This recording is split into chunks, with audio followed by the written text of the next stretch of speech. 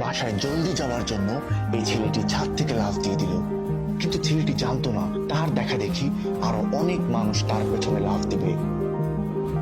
ছেলেটি যতই মৃত্যুর কাছাকাছি পৌঁছাচ্ছিল ততই আরো মানুষ বিভিন্ন তলা থেকে গ্লাস ভেঙে লাফ দিয়ে নিচে পড়ছিল।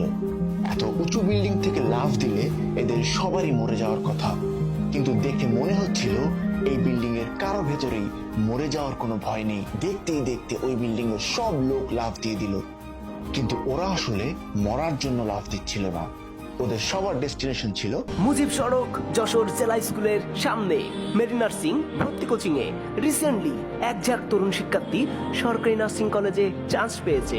তো এমন ঝুঁকি না নিয়ে আপনি চাইলে ধীরে সুস্থে আসতে পারেন সেকেন্ড টাইম নার্সিং অ্যাডমিশন যুদ্ধে জয়ী হতে।